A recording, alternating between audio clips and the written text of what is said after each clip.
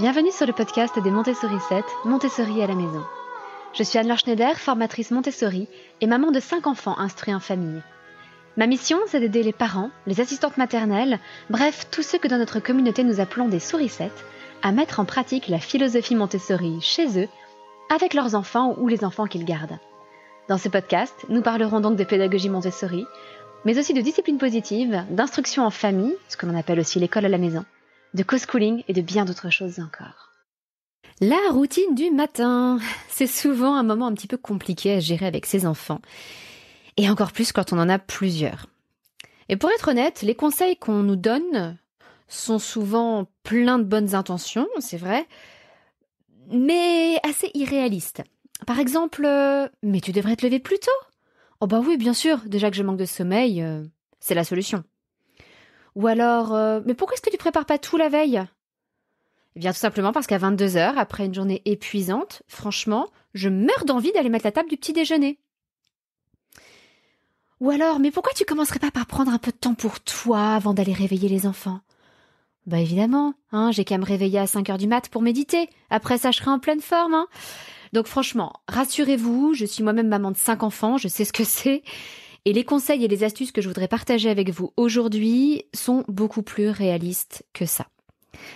Alors je vous invite à découvrir avec moi 3 grands conseils, on va dire, avec un 4e que j'aime un petit peu moins, mais 3 conseils qui m'ont énormément aidé de façon concrète et réelle pour reprendre en main votre routine du matin sans vous épuiser et dans la bonne humeur. Vous savez, j'ai fait le compte et ce fameux argument de se lever plus tôt, ça n'est pas possible. En fait, le souci n'est pas de se lever plus tôt. Vous voyez, moi j'ai 5 enfants et si je devais tout faire pour eux, à leur place, par exemple les habiller et leur préparer le petit déjeuner pour les plus jeunes, ou alors les coiffer ou leur dire ce qu'ils doivent prendre comme affaire pour les plus grands, eh bien j'en aurais pour 20 à 30 minutes supplémentaires par enfant. Et à ce compte-là, j'ai fait le calcul. Eh bien, pour les emmener, comme je le faisais l'année dernière, tous les matins chez l'assistante maternelle et à l'école, il aurait fallu que je me lève à 5h. Alors merci, mais non merci. Et ça tombe bien, en fait, les enfants aiment faire les choses par eux-mêmes. C'est d'ailleurs tout le cœur du domaine de la vie pratique Montessori. C'est ce qu'on travaille en vie pratique Montessori. On aide les enfants à devenir un peu plus indépendants et à faire les choses en autonomie. Et je le répète souvent, il ne s'agit absolument pas de se débarrasser de nos enfants, de ne plus rien avoir à faire avec eux, mais plutôt de ne rien faire ou d'en faire moins pour eux ou à leur place, pour justement faire davantage de choses avec eux, passer de bons moments avec eux, mais arrêter de faire les choses pour eux. Isabelle Filiosa, je trouve, le dit très bien, lorsqu'elle dit « Quand les parents font à sa place, par manque de temps, par impatience, pour se simplifier la vie ou pire, par mépris pour les capacités de l'enfant, celui-ci n'a pas l'occasion de sentir par lui-même ce dont il est capable. » Et j'apprécie qu'Isabelle Filiosa comprenne les raisons qui sont généralement celles des parents. Ça n'est pas qu'ils ont de mauvaises intentions quand ils font à la place des enfants. C'est qu'on n'a pas le temps. C'est qu'il faut se dépêcher, c'est qu'on n'en peut plus et qu'il faut simplifier les choses. Et parfois, alors elle dit que c'est pire, mais parfois simplement parce qu'on n'est pas conscient de tout ce dont l'enfant est capable. Et je voudrais partager aussi avec vous cette citation de Chantal Delsol, qui est une philosophe et membre de l'Académie des sciences morales et politiques, quelqu'un dont j'admire la pensée et la réflexion, et qui dit que priver un individu de l'acte qu'il pourrait accomplir, c'est donc le diminuer. Et donc, en faisant à la place de l'enfant, nous le diminuons. Nous lui retirons en dignité. Et tout le cœur de ce que je vais vous proposer là, pour fluidifier un peu la routine du matin, c'est de ne plus faire à la place de l'enfant. Bref, d'abandonner le « laisse, je vais faire » ou « laisse tomber, je m'en occupe » et adopter la devise des enfants montessoriens entre 3 et 6 ans, aide-moi à faire seul. Et en fait, cette devise, évidemment, elle s'applique aussi plus largement, pas seulement aux enfants entre 3 et 6 ans. Alors voilà les 3 grands principes, 3 grandes idées que je vous propose pour reprendre en main votre routine du matin. Et puis je vous donnerai aussi d'autres conseils beaucoup plus concrets dans les podcasts à suivre. La première grande idée, c'est ce que j'appelle personnellement le processus montessorien. La façon de régler des problèmes dans la pédagogie, dans l'approche Montessori. Et ce processus, il est très simple. Premièrement, on observe et on note. On observe de façon objective. Deuxièmement, on repère les points d'achoppement, les difficultés, les obstacles. Troisièmement, pour chaque point, on essaie de trouver une solution. Quatrièmement, on prévoit un temps d'entraînement. Ça, c'est souvent une étape qu'on oublie. Et cinquièmement, on ne se presse pas. On accepte de laisser du temps au temps. Et puis, on recommence tout. C'est-à-dire que l'on va à nouveau observer pour voir si ce qu'on a mis en place porte du fruit. On va à nouveau repérer les difficultés, rechercher une solution pour chaque difficulté, prévoir un temps d'entraînement et prendre le temps. C'est ce qu'on appelle un processus itératif. C'est-à-dire qu'à chaque fois, on progresse un petit peu davantage. Ça n'a pas forcément à être révolutionnaire du premier coup, même si parfois ça l'est. Mais même si on progresse de 5% à chaque fois, très vite, les progrès sont mesurables dans notre vie quotidienne. Donc ce processus montessorien, vous pouvez l'appliquer à votre routine du matin. Un matin, vous essayez de garder un papier, un crayon, et vous observez. Évidemment, il faut quand même faire sa routine du matin en même temps, s'habiller, aider les enfants, etc. Et en même temps, vous notez ce qui se passe, combien de temps peut-être on passe sur chaque chose, et vous repérez ce qui pose problème. Par exemple, non, j'ai pas envie de mettre ce t-shirt. Ah, mais pourquoi j'ai jamais de vêtements propres? Non, j'ai pas envie de céréales aujourd'hui, je voudrais du pain. On note tout ça. Et puis on note l'enfant qui met 10 minutes à faire ses lacets. On note absolument toutes les difficultés. Et plus tard, évidemment pas le matin même, mais peut-être le soir ou le week-end, vous pouvez reprendre votre feuille et vous dire, voilà, quels sont les moments clés qui posent problème. Et en commençant peut-être par le moment qui a été le plus compliqué et commencer par résoudre ce moment-là. Et donc par exemple, si c'est mon enfant qui a du mal à faire ses lacets, comment est-ce que je peux l'aider? Et là, il y a plein de façons, il y a plein de solutions possibles. Mais une fois que vous serez posé au calme, en ayant identifié le problème, très souvent les solutions seront beaucoup plus faciles à trouver pour vous. Et si vous avez du mal à en trouver, comme je vous le disais, j'ai plein d'outils concrets à partager avec vous dans des épisodes qui viennent. Parce que sinon cet épisode sur la routine du matin aurait été beaucoup trop long, il aurait duré 2 heures. Et donc j'ai préféré le découper en plus petits épisodes et donc je vous donnerai des astuces concrètes dans les 3 jours qui viennent, mercredi, jeudi et vendredi, pour aider votre enfant spécifiquement à s'habiller, à prendre son petit déjeuner plus rapidement et puis à se préparer juste avant de partir et à partir plus rapidement le matin. Donc une fois que vous avez trouvé une solution, vous avez choisi une solution, par exemple pour les chaussures à lacets, vous avez la solution de les remplacer par des chaussures à scratch ou de faire en sorte que votre enfant puisse s'entraîner avec un cadre d'habillage où il apprendra à faire des nœuds de chaussures et pourra s'entraîner pour être plus rapide. Ou alors d'anticiper que pour cet enfant-là, il faut le prévenir peut-être un quart d'heure avant l'heure du départ pour qu'il ait le temps sans se presser de faire ses lacets de chaussures. Donc peut-être que cet enfant-là, il faudra le prévenir un quart d'heure avant et que vous-même ou les autres, vous n'aurez besoin de vous préparer que 5 minutes avant le départ. Peu importe la solution que vous aurez choisie, ensuite il faut prévoir un temps d'entraînement ou un temps d'explication. C'est-à-dire que si vous avez prévu par exemple qu'il s'entraîne sur les cadres d'habillage, il faudra prévoir un moment où vraiment il peut s'entraîner sur le cadre d'habillage. Si vous avez prévu de le prévenir un peu plus tôt que ça va être l'heure du départ, vous allez lui dire, voilà, toi je vais te prévenir un petit peu plus tôt pour que tu aies le temps de faire tes lacets de chaussures. Donc ne te tracasse pas si les autres ne sont pas en train de se préparer, c'est normal, c'est pour que toi tu aies davantage de temps. Et puis enfin, dernière étape, laisser du temps au temps, ne pas se presser et voir comment les choses évoluent. Et à partir de là, vous pourrez réobserver et recommencer tout le processus. Vraiment, ce processus montessorien, je l'aime beaucoup parce que, en fait, c'est un processus scientifique. C'est le processus même de l'observation scientifique et de l'analyse scientifique derrière. Et Maria Montessori était une grande scientifique. Et c'est pour ça que ce processus fonctionne si bien.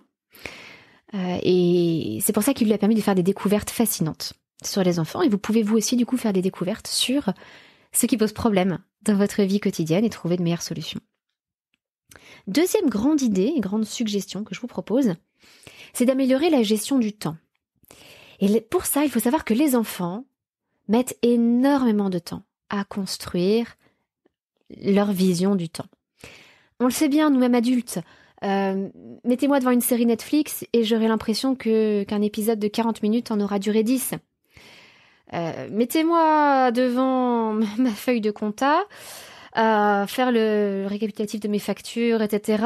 Et étonnamment, 10 minutes passées sur ma compta me sembleront durer 2 heures. Bon, je pense que c'est pareil pour vous. On a tous comme ça des choses que nous n'aimons pas. Et le temps semble ralentir lorsqu'on les fait. Et des choses que nous aimons passionnément. Et le temps passe toujours beaucoup trop vite. Bien, c'est pareil pour les enfants. Donc comment voulez-vous qu'ils aient la notion de ce que représente 1 minute, 5 minutes, 10 minutes? C'est très très compliqué pour eux. Et lorsqu'ils sont jeunes, ils ont encore du mal à regarder l'heure, à lire l'heure sur une horloge normale ou sur une montre. Donc il est utile de trouver d'autres solutions. Donc pour les aider à gérer le temps et à accélérer leur processus, il y a 2 choses que je vous recommande. La première, c'est d'avoir une liste de tâches qui soit visuelle, parce qu'en général, ils ne savent pas encore lire, on parle de petits enfants. Et ensuite, d'avoir une représentation du temps qui soit beaucoup plus concrète et visuelle pour eux. Donc la liste des tâches visuelles, c'est très simple. Vous pouvez acheter des petits supports tout faits qui vous évitent d'avoir à les fabriquer vous-même. Il y a un site que j'aime beaucoup qui s'appelle Ludocatix. Tous les liens dont je vais vous parler sont dans les notes de cet épisode, rassurez-vous. Et donc sur Ludocatix, vous trouvez comme ça, par exemple, une coccinelle avec des petits aimants et vous pouvez déplacer les aimants de la colonne à faire vers la colonne fait. Voilà, les enfants ont des représentations visuelles de ce qu'ils doivent faire et vous pouvez les mettre dans un certain ordre que vous aurez défini avec eux pour qu'ils sachent quoi faire, qu'ils n'aient pas sans arrêt à décider de la tâche suivante qu'ils vont faire. Et petit à petit, ça va se transformer en habitude, en routine. Et là, c'est la routine qui va parler. Ce sera évidemment beaucoup plus simple. Au-delà de ces matériels tout faits qui existent, vous pouvez évidemment fabriquer votre propre liste de tâches. Vous pouvez par exemple prendre des petites photos et les fixer avec des scratchs sur un petit tableau en 2 colonnes, à faire et déjà fait. Ou alors les mettre sur un fil pour que l'enfant puisse les faire glisser d'un côté à l'autre une fois qu'il les a réalisés. Donc ça va donner une structure à la routine du matin pour votre enfant qui ne saurait pas encore lire. Mais comme je vous le disais, la représentation du temps est encore très compliquée. Et donc pour l'aider, vous pouvez utiliser des minuteurs visuels, comme le Time Timer, qui est un minuteur très célèbre maintenant. Le Time Timer, ça ressemble à un minuteur classique, sauf que à une horloge classique, si vous voulez, sauf que le temps qu'il reste est en rouge et que petit à petit, l'aiguille se déplace et donc la plage rouge, qui est le temps qui nous reste pour faire ce qu'on a à faire, se réduit petit à petit. Le Time Timer, c'est donc un outil très pratique pour les enfants, mais il existe des applications qui sont gratuites sur les téléphones, Android ou iPhone. Je vous mets des liens là encore dans les notes de cet épisode, si vous voulez tout simplement avoir quelque chose comme ça sur votre téléphone ou sur une tablette qui pourra rester visible pour les enfants. Et donc vous pouvez leur dire, ben voilà, tu as 15 minutes pour finir ton petit déjeuner. Et hop, on met le Time Timer ou le minuteur visuel et l'enfant voit à tout moment combien de temps il lui reste de façon visuelle. Une autre solution, c'est d'adopter des sabliers de couleurs. Vous en trouvez chez Hoptoys ou chez Amazon, des sabliers qui ont chacun une durée prédéterminée, par exemple 1 minute, 3 minutes, 5 minutes, 10 minutes. Et donc, voilà, on peut dire à l'enfant, voilà, il te reste 10 minutes pour t'habiller. Et hop, on retourne le sablier.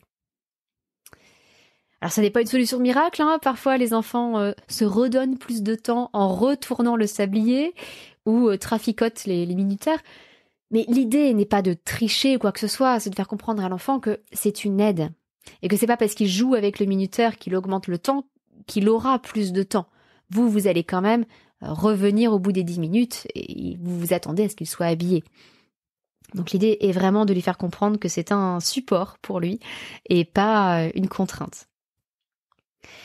Et puis troisième grande idée, je l'ai un petit peu évoqué tout à l'heure lorsque je vous disais que la routine des tâches que les enfants vont accomplir le matin devrait dans l'idéal être choisie avec eux, en coopération avec eux et par eux. Et pour ça, je vous encourage à faire ce qu'on appelle un temps d'échange en famille. Alors j'y reviendrai sans doute un jour dans le podcast. Le temps d'échange en famille, c'est un merveilleux outil de discipline positive dans lequel on prend le temps de se reconnecter en famille, en commençant par un tour d'appréciation positive. Merci pour ça. Merci pour ton sourire.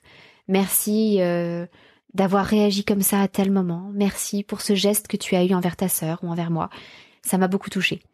On partage comme ça des appréciations positives les uns envers les autres. Et puis ensuite, on résout un problème, on cherche des solutions à un problème familial. Et ça peut être, comment est-ce qu'on s'organise le matin ? Est-ce qu'on prend le petit déjeuner avant ou après s'être habillé ? Qui se lève à quelle heure ? Qui a besoin d'un réveil ? Comment est-ce qu'on fait ? Et dans quel ordre est-ce qu'on va faire les choses ? Et même avec les plus jeunes, ils peuvent très vite comprendre des choses un peu logiques, comme le fait que ça ne sert à rien de se brosser les dents juste avant le petit déjeuner. On va attendre la fin du petit déjeuner pour se brosser les dents. Même chose, on va mettre ses chaussures après s'être habillé. Sinon, elles ne passeront pas par le pantalon. Etc., etc. Et puis, à la toute fin du temps d'échange en famille, on essaie de partager un moment de plaisir, un moment fun en famille, pour donner envie de recommencer ces temps d'échange en famille. Donc là, c'est juste un petit résumé rapide de cet outil, mais gardez simplement en tête que l'idée est de chercher des solutions ensemble, tous ensemble, en famille.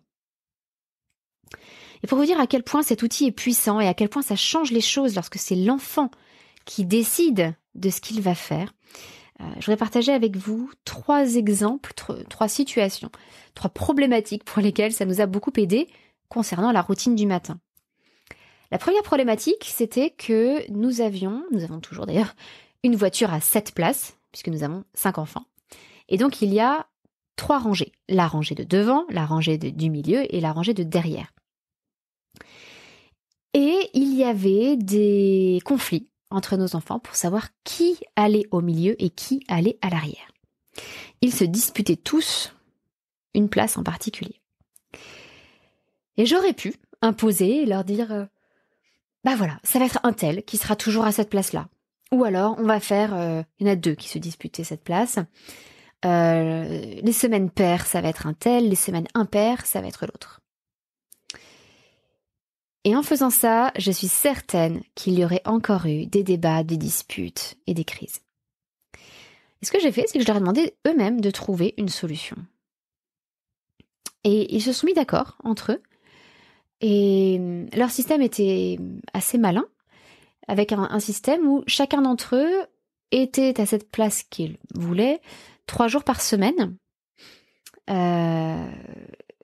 Alors, l'un des 2 était 4 jours par semaine et l'autre 3 jours par semaine.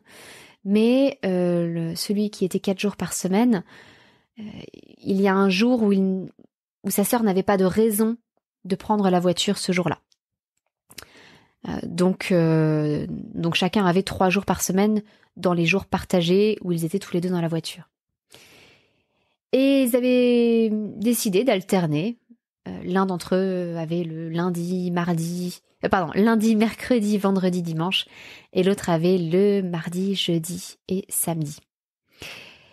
Et je leur ai proposé simplement d'échanger les rôles pour que tel jour, je puisse plus facilement lâcher en cours de route, c'est-à-dire simplement me garer sur le trottoir sans couper le moteur pour que ma fille puisse aller, je crois que c'était au solfège à l'époque. Et voilà, ils ont accepté cet aménagement et à partir de là, on avait un système qui fonctionnait, qui respectait les besoins de chacun. Moi, mon besoin de pouvoir déposer ma fille au vol sans avoir à sortir de la voiture, ouvrir le coffre, parce que c'est par le coffre que sortaient les enfants qui s'asseyaient à l'arrière. Et eux avaient un système qui était respectueux de leurs besoins, de leur envie, de leur souhait de s'asseoir à l'arrière. Autre exemple qui me rendait dingue, l'une de nos filles avait pour manie de laisser traîner ses vêtements par terre dans la salle de bain. Donc on a réfléchi ensemble. J'ai demandé qu'est-ce que tu pourrais faire? Qu'est-ce qui t'aiderait à ne plus laisser traîner tes vêtements par terre dans la salle de bain? Parce que j'en ai marre de les ramasser à chaque fois. Et elle a réfléchi, elle a décidé de se créer des petites pancartes qu'elle a accrochées dans la salle de bain. Des petites pancartes où elle avait écrit au feutre noir « Ramasse tes vêtements !» point d'exclamation. Alors c'était un petit peu virulent, mais c'était elle qui avait choisi cette formulation-là plutôt que « Pense à ramasser tes vêtements » ou quelque chose de plus gentil. Et elle a pris le temps donc de faire, on avait 2 salles de bain à ce moment-là, de faire 2 petites affiches, de les plastifier et de les accrocher dans chacune des salles de bain. Alors c'est sûr que ça lui a demandé des efforts et que c'est sans doute ça aussi qui l'a aidé à prendre conscience et à penser à ramasser ses vêtements. Mais nous n'avons plus jamais eu le souci depuis. Et quand je vous dis plus jamais, ça doit faire maintenant 5 ou 6 ans. Donc c'est pour vous dire à quel point ce type de solution peut être durable. Au pire, on n'a qu'à les adapter. Mais avec ce type de solutions qui sont trouvées par les enfants, les choses fonctionnent beaucoup mieux. Dernier exemple, plus récent, depuis que nous avons déménagé et que nous avons un peu plus d'animaux, eh bien, il faut évidemment s'en occuper de ces animaux. Donc même chose, nous aurions pu attribuer à chacun arbitrairement la responsabilité d'un animal ou de plusieurs animaux.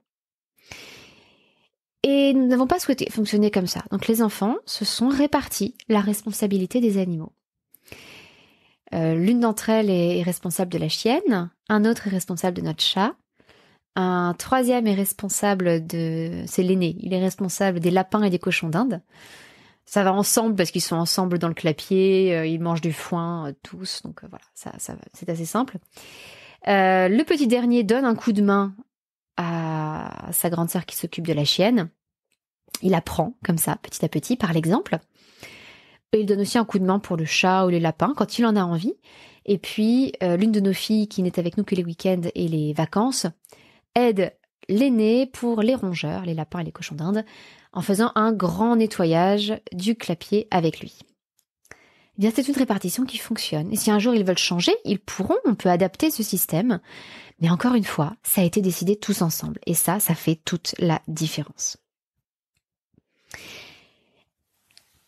Et puis un petit bonus, une petite idée supplémentaire que je vous propose, qui m'a aidé à un certain moment de mon parcours de parent, mais dont j'essaie de m'éloigner le plus possible. C'est un outil qui est une bonne première étape, mais je pense qu'il ne faut pas s'arrêter là. Ce sont les conséquences logiques.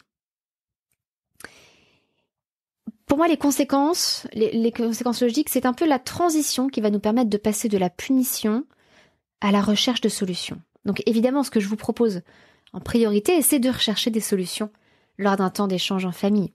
Mais si ça n'est pas possible, si c'est encore trop compliqué, si tout le monde n'a pas encore suffisamment développé ses compétences de recherche de solutions, parce que ça demande beaucoup de compétences, ça demande de l'écoute, de la communication, de la créativité, et ça demande de la responsabilité. Tout ça, c'est difficile, ça prend un peu de temps. Si c'est encore trop compliqué, ou que les solutions choisies ensemble ne sont pas appliquées, eh bien les conséquences logiques peuvent être un outil, au moins de façon temporaire, pour améliorer la situation et apaiser un petit peu nos routines du matin. L'idée de la conséquence logique, c'est qu'on ne va pas punir l'enfant, mais on va laisser s'exercer. Alors là, il ne s'agit même pas tellement d'une conséquence logique, mais on va même laisser s'exercer la conséquence naturelle des actes de l'enfant. Par exemple, eh bien, s'il n'est pas habillé au moment de partir, il va arriver à l'école en pyjama. S'il n'a pas pensé à prendre son sac de judo le matin, eh bien, il devra participer au cours de judo le soir sans kimono. Pardon, sans judogi. S'il a pris trop de temps pour s'habiller et qu'il n'a plus de temps pour le petit déjeuner, eh bien, le petit déjeuner, ce sera un bout de pain dans la voiture ou sur le trajet, sur le trottoir. Voilà, ça, ce sont des conséquences. Elles sont un petit peu à cheval entre les conséquences naturelles. Les conséquences naturelles, il n'y aurait vraiment aucune intervention de l'adulte. Et les conséquences logiques où il y a une intervention de l'adulte. Donc là, par exemple, voilà, le petit déjeuner, c'est un bout de pain. Il y a une part d'intervention de l'adulte. Ça peut être un peu radical, ça ne plaît pas à tout le monde, hein. Et la frontière avec la punition est souvent un petit peu difficile, parce que si l'enfant se sent humilié, par exemple, si le fait d'arriver à l'école en pyjama, euh, s'il se couvre de ridicule, que d'autres enfants se moquent de lui, qu'il se sent humilié, il va percevoir ça comme une punition. En revanche, voilà, si c'est quelque chose qui ne le dérange pas plus que ça, il va quand même sentir qu'il n'est pas vraiment comme les autres et que ça serait bien de s'habiller un peu plus vite le lendemain. Donc il faut toujours faire la part des choses si ça peut humilier votre enfant, et ça c'est propre à chaque enfant. Certaines choses ne vont poser aucun problème à certains enfants et vont être profondément humiliantes pour d'autres. Donc c'est très personnel et ça dépend de votre enfant et de votre famille. S'il y a la moindre trace d'humiliation, ça devient une punition. Mais sinon, c'est simplement une conséquence. Et ça permet à l'enfant de se responsabiliser, de prendre conscience des conséquences de ses actes. Donc voilà, c'est 3 plus 1 grandes idées que je vous propose, suggestions que je vous propose, pour commencer à reprendre en main votre routine du matin. Je vous les récapitule. Premièrement, adopter le processus montessorien. J'observe, je repère les points d'achoppement, je trouve une solution pour chacun d'entre eux, je prévois un temps d'entraînement et je laisse du temps au temps. Deuxièmement, apprendre à mieux gérer le temps grâce à des listes de tâches visuelles et des minuteurs visuels. Troisièmement, chercher des solutions tous ensemble lors de temps d'échange en famille pour permettre aux enfants de trouver leurs propres solutions.